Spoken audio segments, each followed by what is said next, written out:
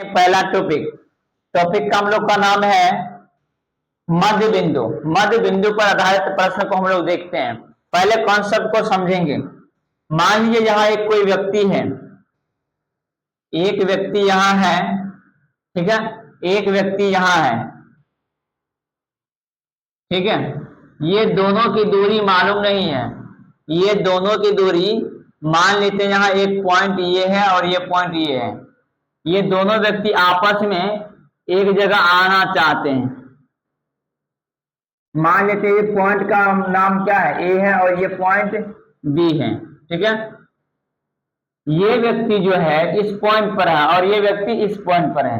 ये दोनों का मिडिल पॉइंट निकालना रहेगा, बीच वाले पॉइंट को। तब क्या करते हैं, अगर नहीं कुछ दिया हो तो हम लोग मान लेते हैं x1 है और y1, और ये वाला पॉइंट है x2 और y2 दिया हुआ है, ठीक है। तो हम लोग को करना क्या है कि मिडिल पॉइंट जब भी कहीं निकालने के लिए, यानी इस व्यक्ति और इस व्यक्ति, दोनों व्यक्ति के बीच के अगर पॉइंट के यानी बीच का जब भी निकालेंगे तो आपके लिए ए और बी के बीच के मध्य पॉइंट कहते हैं ना, या मध्य बिंदु। मध्य बिंदु, मध्य बिंदु का सूत्र हो जाता है किसका किसका मध्य बिंदु, ए और बी बराबर, ए और बी के बराबर आप कहेंगे x1। पहला अगर x का निकालेंगे, x बराबर x1 प्लस x2 बटे 2, क्योंकि 2x है तो y2।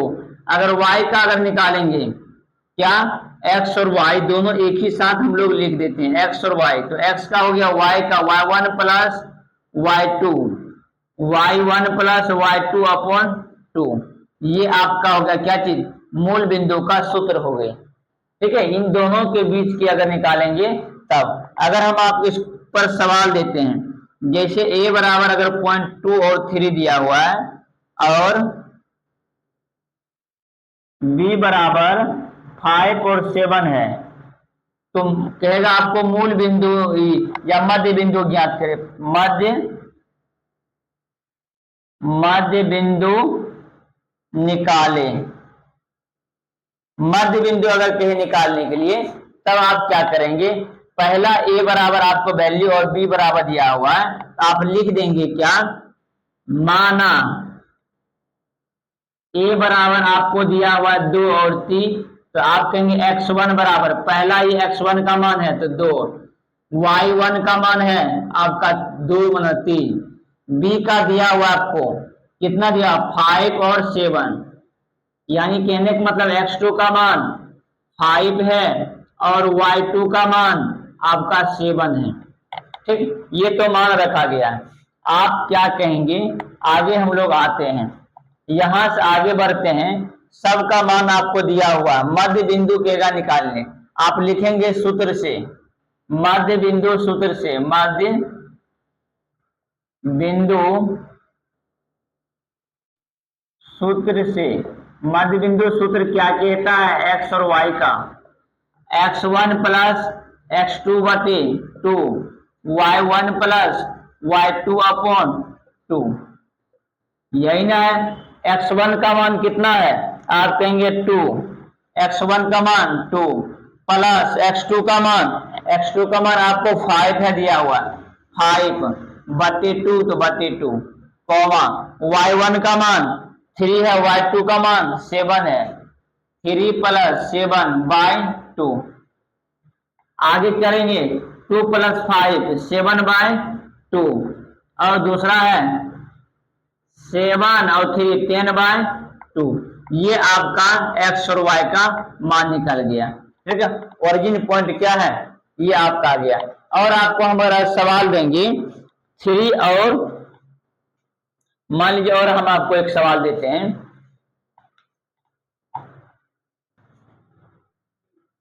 अगला हम देते हैं क्वेश्चन।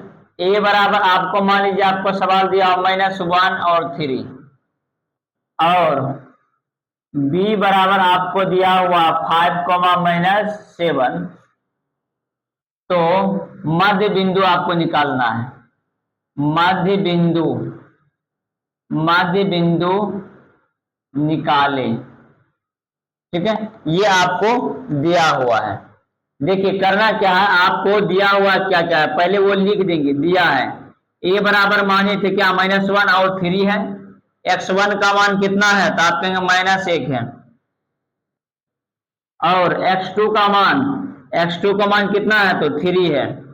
और अगर हम बी नंबर में अगर बात करेंगे तो कितना 5 और -7। x2 की बात करेंगे, x2 का मान कितना है तो 5 है दिया हुआ। y2 का -7।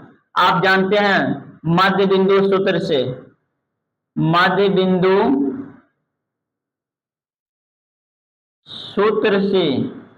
बिंदु सूत्र क्या होता है x और y का।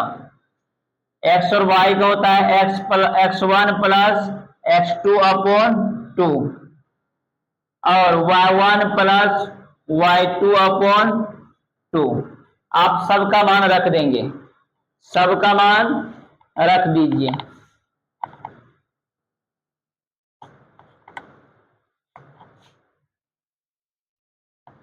x1 का मान कितना है -1 प्लस x2 का मान 5 अपॉन 2 तो 2। कोई दिक्कत। y1 का मान देखिए, y1 का मान आपके पास कितना है x1 ये x1 y1 x2 और y2। y1 का मान कह रहा तो y1 का मान कितना आपके पास 3 है प्लस फिर कह रहा है y2 का मान कितना -7 तो आप देंगे -7 बाई 2। ये आपके पास डाटा दी गई है।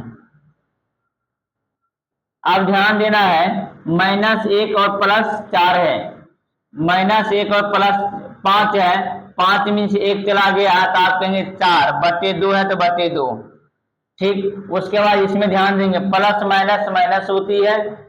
अगर -7 जाती है -7 3 में से तो -4/2 यानी आप कैंसिल कीजिए 2 2 जा 4 यानी 2 दूनी 4 2 दूनी 4 यानी आपका मध्य बिंदु x और y का आ गया।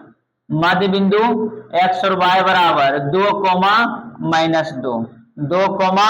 -2 ये आपका जवाब। इसी तरह आप सवाल को बना लेंगे। पहला टॉपिक समझ में आया? आप लोग पहला टॉपिक समझे? कितना % समझे हैं? कितना % समझ में आया है ये आप जरूर बताइए। कितना %?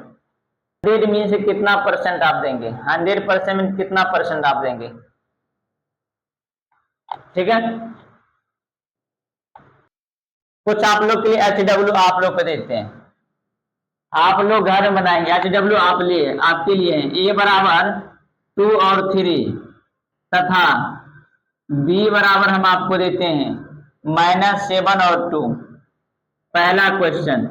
दूसरा A बराबर देते हैं -3 और 2 तथा B बराबर -7 और -7। C बराबर आपके पास सवाल है P बराबर मान लीजिए 3 और -2 देते हैं और Q बराबर देते हैं 4/2, 3।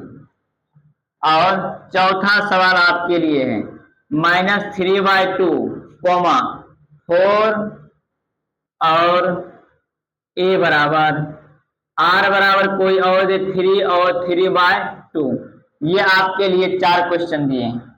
4 क्वेश्चन ये आपके लिए है। घर से आप लोग बनाकर आप लोग बताएंगे कितना %। अगर जो सवाल नहीं बनेगा आप जरूर बता देंगे। ठीक है, मिलते हैं अगले क्लास में। तब तक के लिए आप सभी विद्यार्थी को बहुत बहुत शुक्रिया।